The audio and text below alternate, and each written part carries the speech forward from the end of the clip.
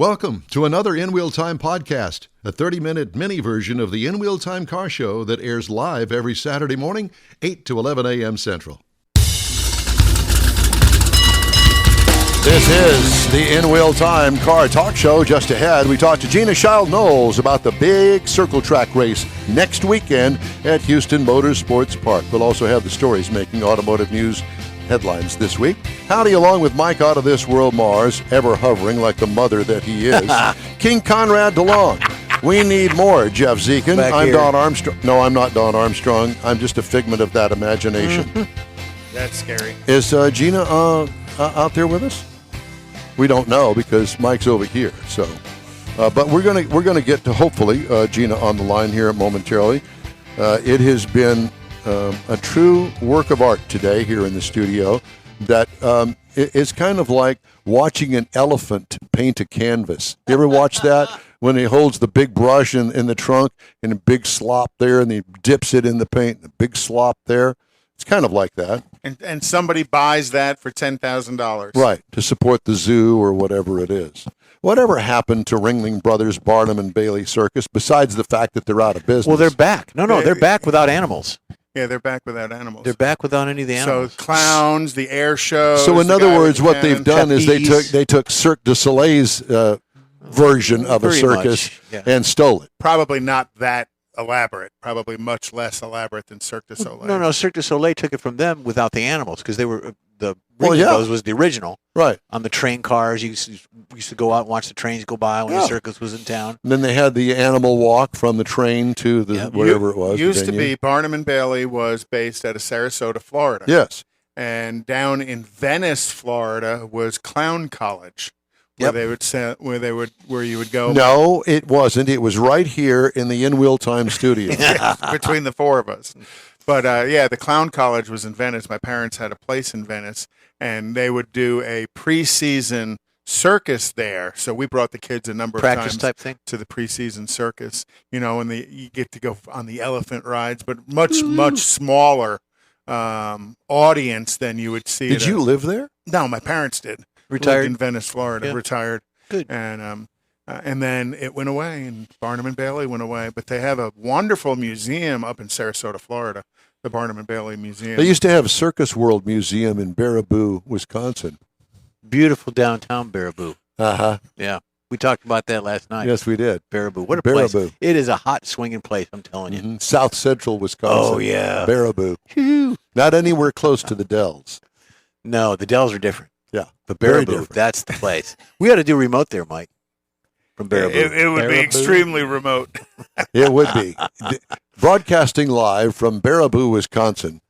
For the first time ever. Do we have Gina? They don't kiss up there. They rub noses. Looking for her. Okay. I have some stories that I wanted to discuss with you. Okay. Volkswagen Group and its Porsche unit have agreed to a class action settlement worth at least $80 million to resolve claims it skewed emissions and fuel economy data on 500,000 Porsche vehicles in the U.S., according to court documents. Owners of the vehicles accuse the automaker of physically altering test vehicles that impacted emissions and fuel economy results.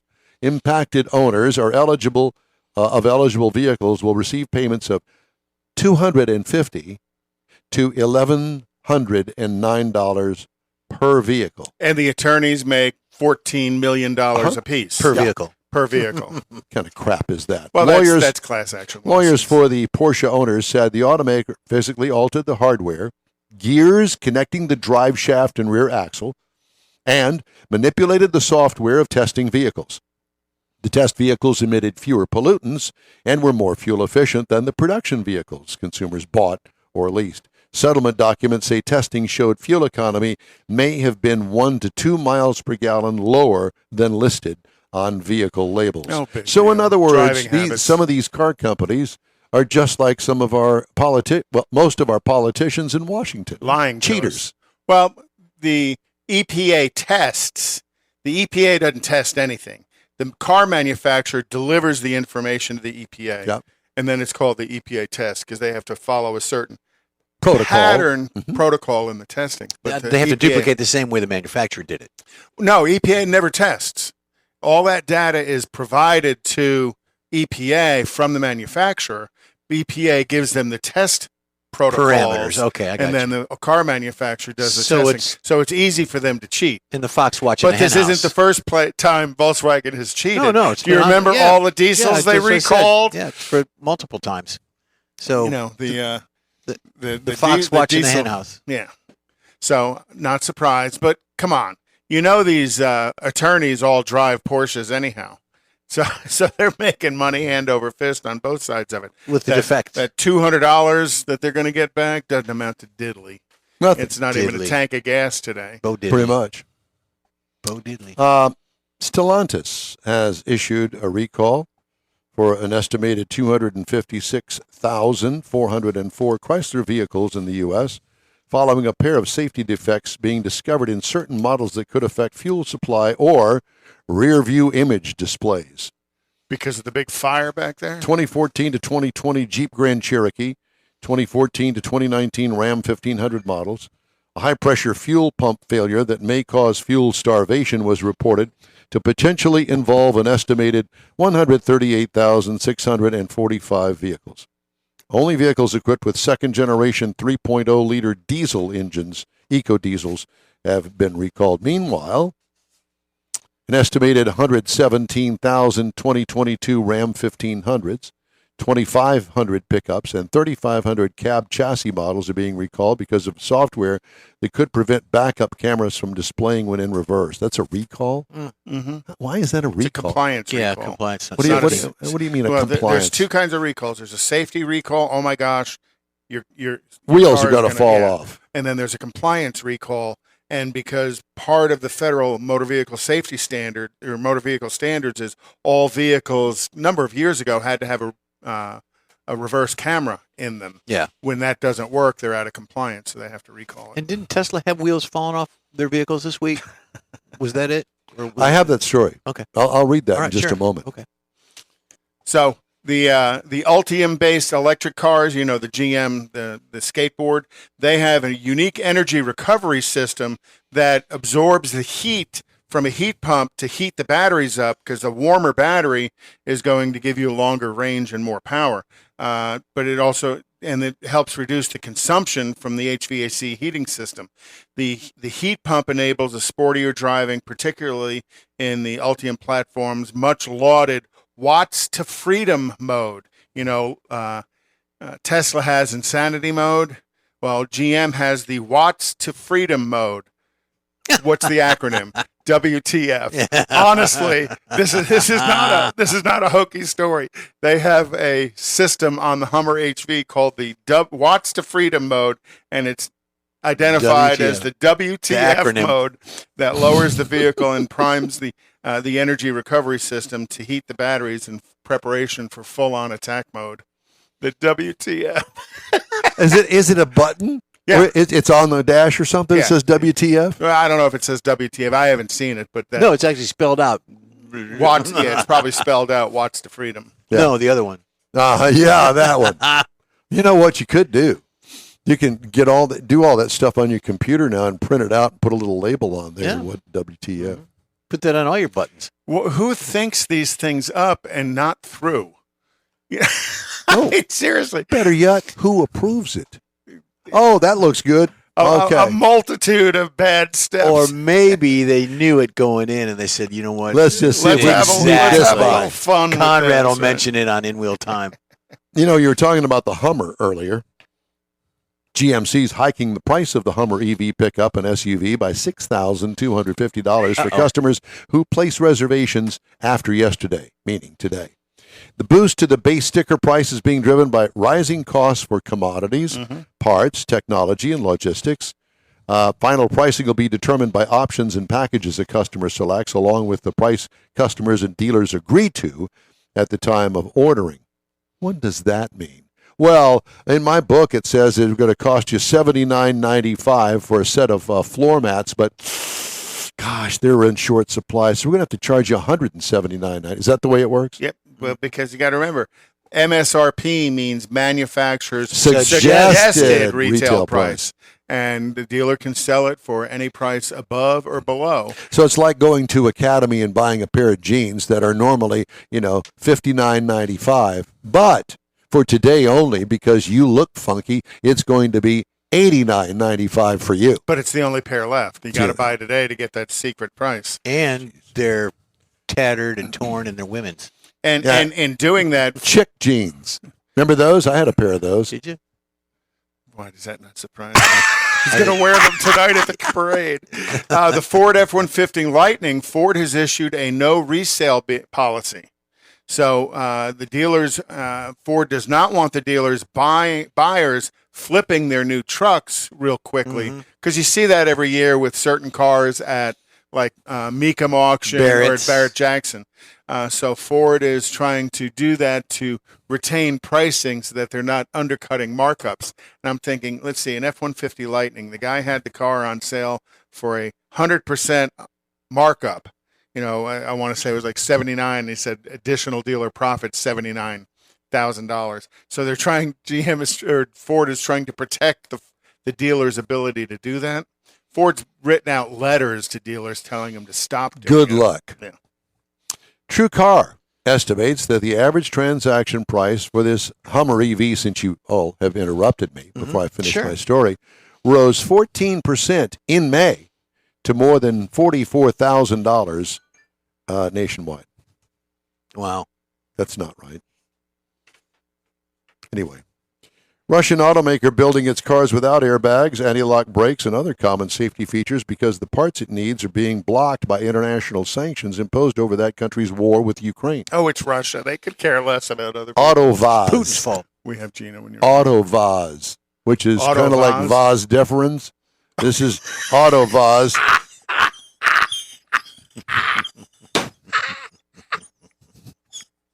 I just had to go there. AutoVaz, that's the name of the area. That's right. AutoVaz. AutoVaz deferens, it's got to be short for that, is now building its popular four-door sedan, the Lady Granta.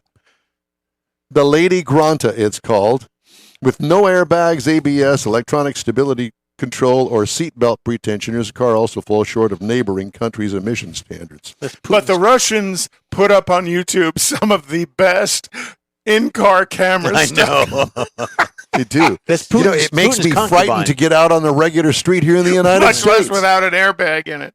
Yeah. AutoVaz deferens was part of Renault until May, when the French automaker said, just go ahead and keep it, in protest over the Ukraine invasion. Okay, time is short. Well, we finally got hold of our friend Gina Shild-knoiwles. Gina, you there? If Don turns you on, we can No, hear you. there she is. Okay, I'm sorry. Hi, Gina. Well, I have her potted up, so I don't know. No, it's her. She's muted herself. Gina, you're muted. Unmute your Zoom. Unmute your Zoom. Bottom. She is. There you go. And Now we can hear you. Can you hear me? Now we can hear you, yes. Sorry, I'm on the road. Where are you, I'm and good. what are you doing? I am going to Walmart to get some tickets for the 50-50 drawing tonight at Okay. the racetrack. And are you in town? No, I'm in Mobile. We are racing at Mobile International Speedway tonight. How fast are you going right down? Look down at the speedometer. How fast are you going? I'm not telling you. No. Incriminate myself, no. Exactly. So I know that you got a race there, but you also have a race here next weekend. I don't know why you do these back-to-back different city kind of things. But Yes, so next weekend here at Houston Motorsports Park, Correct. it's the 4th of July weekend race, and we're looking forward to that. And so what's the latest with all of the entries you got? We're going to have to get some more entries. I'm going to push our guys for them, but the Spec Miatas won't be joining us. Why? And it's just the times right now. It's a new thing for them. And with acquiring parts or pieces takes quite a bit longer. And if they tear something up on a one-off race like this that we're trying, then it impacts what they do as a whole in their normal seasons. Okay. And let's say, and that can be something that they don't want to do. Most of them said that they wanted to watch it and see how it goes. Yeah. Well, we're not going to watch four doesn't ever cars work. drive around the track. That's right. Yeah. That's right. So it's not going to work. So we kind of are going to step back, Richard and I, and reevaluate it, because it is a great fit for HMP. And back in the day, you remember at Texas World Speedway, the SCCA guys always ran. Oh, yeah. Right. You Yes. remember? I don't know if y'all remember. Oh, that. yes. So it's something that will work. We just have to launch it correctly. So you're going to invite all of those Miata guys out there to the track for next Saturday night. That is correct. Definitely. So I think we should probably give them a little bit of, fun time on the track, like a practice session, and let them feel it, see if it's something that they want to do. yeah, absolutely. I think that's a great idea. Yep. So what do you have scheduled for next Saturday night? We have all of our regular classes, which would be the Pro Modifieds, the Outlaws, the Advanced Auto Parts, Pro Trucks. We're going to have Eco Stock. We're going to have the NASCARs. I haven't heard from those guys, Don. I know you love them, but I haven't heard from them, but they are on the books to race. We have The Legacies? Yep. The Legacy classes, and we're going to have the Wheelman Sportsman running, which used to be the Super Stocks. Very nice. So it's a full slate of entries. And when do things get going out there, Gina? We usually open the gates at 5 and start racing about 7, but I'm going to look. Is the weather? I haven't looked at the heat. Over here in Mobile, it's extremely hot, like temperatures of 102 and 104. Not the feels like, but the temperature. Yep. So we kind of push the racing back here and are getting a later start. Yeah. But usually I think we open about somewhere between 5 and 6 and start racing, about 7. So if it's a normal temperature, I mean, we can handle 99. Yeah. In Texas, we're used to that. But it'll be a start time. Gates open at about 5 and start time about 7. Okay. How much are tickets? Tickets, adults are 15. Adults are 15. Kids, military, seniors, and first responders are 10. If they bring a receipt from Advanced Auto Parts or CarQuest, they get a $5 discount off of the general admission. Oh, wow. Very nice. Okay. Well, I assume that you're looking for a full house. And, of course, it is the 4th of July weekend, and I am assuming that you're going to have fireworks out there. Yes, and yes. So I'm hoping to get everybody out, as many people as possible. We named it the Liberty Bell, of course, to reference the Playland Park. And did they run Liberty Bell at Meyer Speedway? Yes, absolutely. Yes, They did. Yeah. That was a big race, So- and that was when George Nash, who recently passed away, back in his Yes. day, back in the mid-'60s, he would put a wing on the top of the modified cars, which was a big deal back in the day. And those cars would really go fast I despite did the not heat. know that he did that. The first one, was he like the first one to do that? Yeah, I think so. It was a big Wow. deal. Oh, yeah. I bet. Yeah, Jeez, George that's was awesome. George was my hero back in the day, car number 24. Of course, Yes. let's not forget the Galveston Gambler. That would be Joe Plowman. He, too, was a big hero of mine. Love those Yes. guys. And I got to meet both of them at the Meyer Speedway reunion. Pat myself on the back. I got pictures, There you go. all of that. It was like a kid in a candy store there. Oh, it's like a kid selling Cokes yes. Yeah. or Pepsis. Man, Pepsis. that was such a great day. That was almost everyone was living Yes. when we did that. So it was really my grandpa was in a wheelchair, and he wasn't very easy to communicate with, but you could tell he knew the racers when they walked up Yep. to him. Oh, yeah, You could tell he knew absolutely. who they were. Yeah, it was truly a magical day. Well, Gina, I wish you the best of luck next weekend. Let's get the word out with everybody. Send us the poster, if you would, please, so we can get that I posted sure up will. for you. So Yeah. tell us how fast you're going now. No, I'm not. I'm coming up on a red light. I'm only going above 40. Are there still dollar dogs and dollar beers?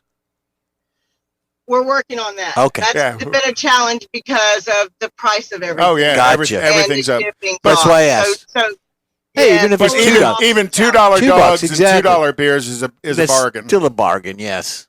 well, Sign I me up. tasted the hot dog options for the $1 hot dog. I was like, yeah, no.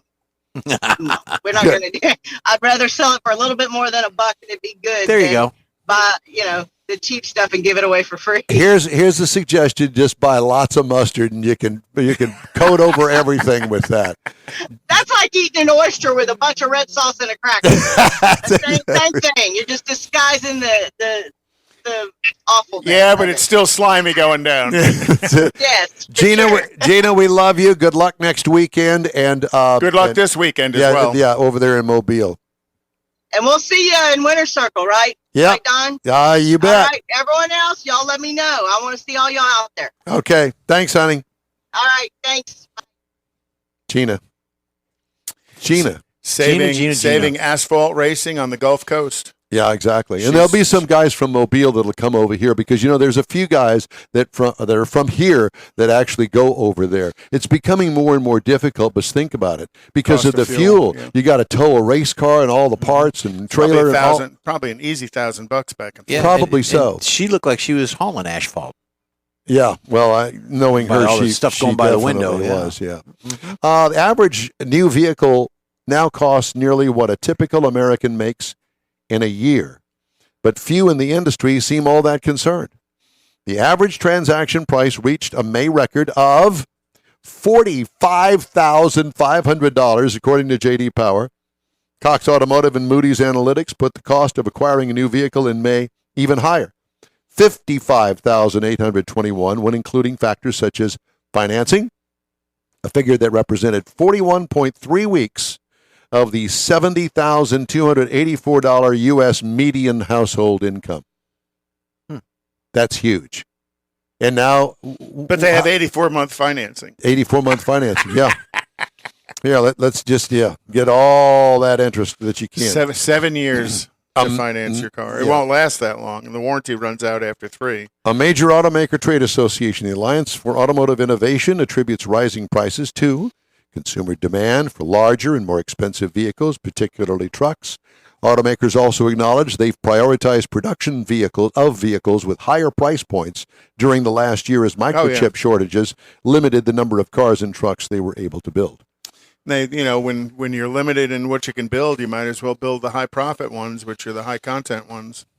AutoNation's Mike Manley. Yep. Mr. Mars and I met Mike many years ago when he was the Jeep guy. But, Mike quit Stellantis and went over to be the CEO of AutoNation.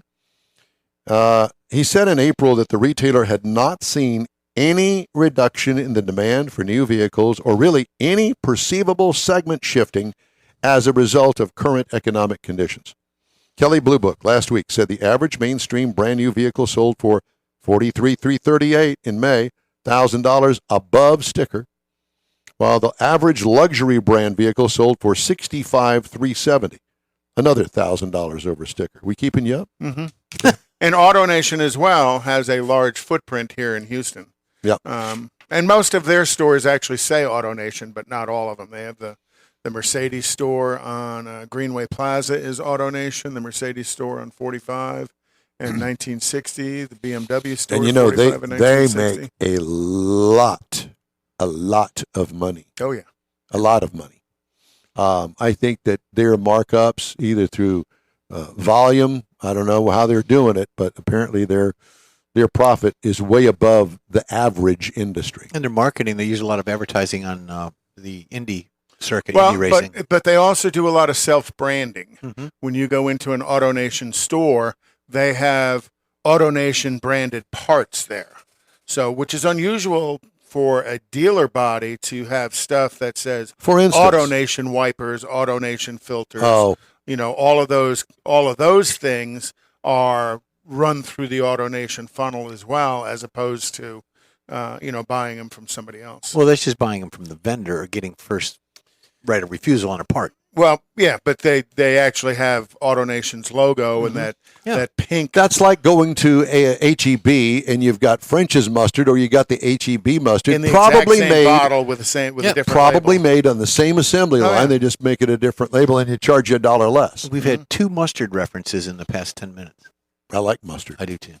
I'm a mustard man. Yeah. Matter of fact, my current favorite is Coop's horseradish mustard.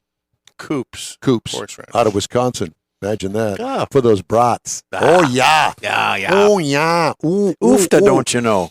Consumer Affairs, not Consumer Reports, but Consumer Affairs, a consumer review and research site in February, said a poll of 1,000 people revealed the maximum amount respondents were willing to spend on a new vehicle was Hopefully $45,500. 43. Yeah. take a guess. 32. 28. 22. Oh. Oh, well, they're going to be buying one of Jeff's used police cars. And that just 2 out of 5 respondents looking for a new car were able to find options in their price range. Yeah. And 28% of those looking to buy were thinking about giving up. That's what I do. At $22,000, there's very few options out there. At There are no $22,000. options. It's used. It's got to be used. You're not going to buy anything that you really want. Well, Mike had a list of ugly cars. You might be That's a great too. business plan to have nothing but used police cars on a lot. I agree. It's called Nothing- the auction. Well, yeah, that's true. And No, I mean, as a You need retailer. to put your As a headset on, retailer. Mike, if you want to talk to us all, because you haven't talked to us the entire show. I feel a little slighted. What are you doing So, over there? He's I was- still fixing. I'm working. He's I was fixing. thinking for the police car lot auction, you could be a triple C, you know, cheap cop cars. CCC. I like it. Cheap cop cars. And get some, in particular, go to the snow belt and buy those cars The rusted that out are all ones. rusted out. and bring them south. Yeah, bring them here. Or those that we have here that are flooded, take those up north. You could have a They whole already do. inter-exchange thing. Don't Great. go to jail in a beater.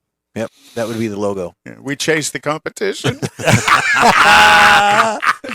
I hope someone out there is writing all this down. Yeah. It's gonna be great. Want to turn on everybody's brake lights? Just park this in your neighborhood. With that, it's time to take a break here on the In Wheel Time Car Show. Stay with us. Get out the permanent marker and write on your wall calendar the next Tailpipes and Tacos Cruise-In, Saturday, September 17th, 2022. It's the fall edition of Tailpipes and Tacos at the Lupi Tortilla in Katy, 8 to 11 a.m. It's the only place cruisers compete for Lupi's Chili Pepper trophies and other prizes. There's no charge to enter your vehicle for Best Hot Rod, Best Classic, or Best Modern Classic.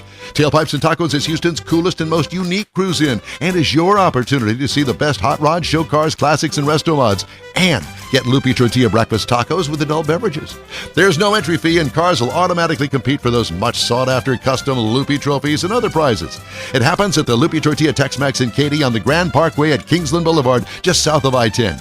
It's Tailpipes and Tacos Fall Edition, Saturday, September 17th. The In Real Time Car Talk Show will be there too. Celebrate the beginning of fall and the return of the Tailpipes and Tacos Cruise-In, Saturday morning, September 17th, 8 to 11 a.m. We'll see you then, weather permitting. Want to take a minute to tell you about Gulf Coast Auto Shield, a Houston detail company like no other. Gulf Coast Auto Shield offers paint correction services that'll give your car, truck, or SUV a like-new shine. Afterwards, you'll want to protect it with a professionally installed nano-ceramic coating or protection film. Worried about your very expensive windshield getting damaged, broken, or cracked? Let Gulf Coast Auto Shield install ExoShield, a windshield protection film. Give John Gray a call today or check out their website, gcautoshield.com. Hey, whether you own a new, ultra-expensive, exotic, or a 5-year-old Suburban, Gulf Coast Auto Shield will help keep your investment looking like the day it rolled off the assembly line. Gulf Coast Auto Shield is conveniently located on the South Sam Houston Parkway, just south of I-69, the Southwest Freeway. Meet the staff and check out all of their services online right now at gcautoshield.com. The In Wheel Time Car Talk Show is now part of the iHeart family. Now you'll have access to 24/7 Car Talk anytime you need a fix. Just download the iHeart Radio app and ask for In Wheel Time Car Talk, and there we are. Be sure to save us in your iHeart library for instant access. No matter where you are, you have the best Car Talk Show right on your PC, laptop, or mobile device and never have to worry about finding us again. Of course, you can always get access to our video and audio streams via InWheelTime.com and your favorite podcast channel, and all of this is free to you.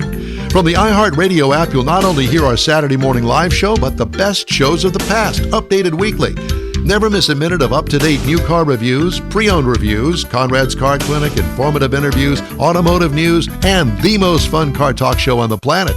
Just download the iHeart Radio app, search for In Real Time Car Talk, save it to your library, and with a tap of the icon, you'll be in touch with your favorite Car Talk team. In Real Time Car Talk, streaming now on iHeart.com/InRealTimeCarTalk. That's it for this podcast episode of the In Wheel Time Car Show. I'm Don Armstrong, inviting you to join us for our live show every Saturday morning, 8 to 11 a.m. Central on Facebook, YouTube, Twitch, and our InWheelTime.com website. Podcasts are available on Apple Podcasts, Spotify, Stitcher, iHeart Podcast, Podcast Addict, TuneIn, Pandora, and Amazon Music. Keep listening, and we'll see you soon.